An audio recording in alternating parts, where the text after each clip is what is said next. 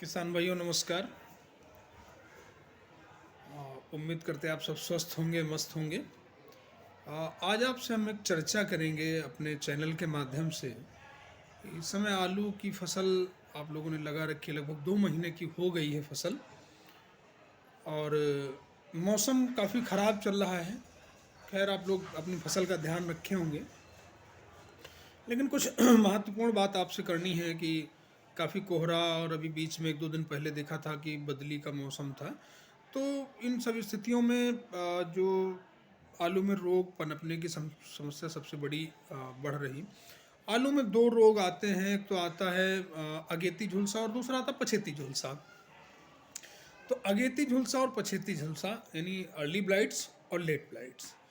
इसमें होता क्या है, जो पौधे की पत्तियां होती हैं, ऊपरी जो सतह होती है वो पत्तियां फट जाती हैं। इस समय आप करेंगे क्या कि आलू में आप खाद का इस्तेमाल आप रोक दीजिए। यूरिया अगर आप कम दीजिए। ज़्यादातर अधिकांशतः किसान क्या करता है कि यूरिया सबसे ज़्यादा दानेदार फेंकता। मैं पिछले कई वीडियो के माध्यम से आपको अवगत कराया है कि जो दाने वाला यूरिया है उसे आप कम दीजिए, जो घोल वाला यूरिया है उसका प्रयोग करिए आप। या और भी जो जैसे हमारे जो जलविले उर्वरक आते हैं, आपका NPK 18-18 है, 19-19 है, इन सबका 00-50 तो आलू में कंद मोटा करने के लिए यानी पोटास की मात्रा जो है वो देना चाहिए इसमें।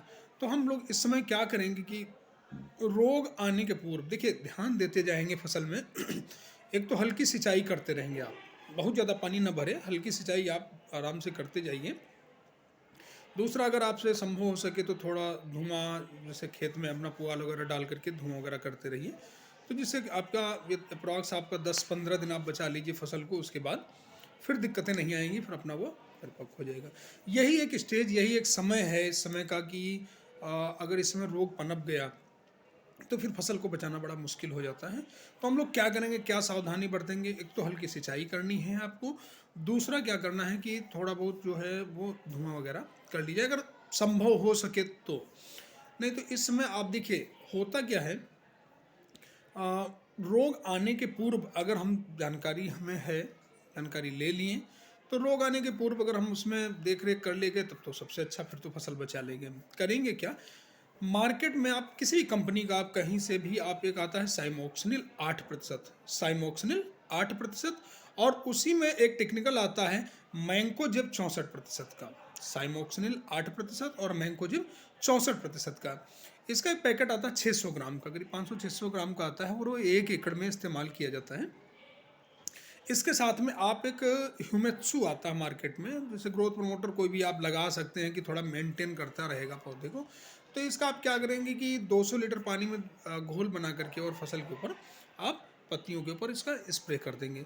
इससे क्या होगा कि आपकी जो रोग आने के पूर्व जब डाल देंगे तो रोग आने की संभावना बिल्कुल ना के बराबर रहती है। लेकिन ये आपको साप्ताहिक देखना है, ये आपको पर डे फसल देखनी है अपनी।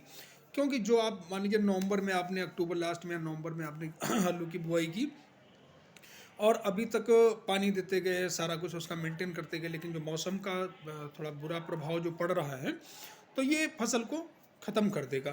तो इसलिए इसको समय समय पे देखना है। फिर क्या करेंगे, फसल को जैसे फिर थोड़ा समय बीत जाने दीजिए। आप खुदाई के 25-30 दिन पूर्व में आप क्या करेंगे, 0050 आता है मार्केट में, सारी लगभग सभी कंपनियों का प्राप्त हो जाएगा, आपको मिल जाएगा। उसमें ऐसा कुछ नहीं है कि ना मिले।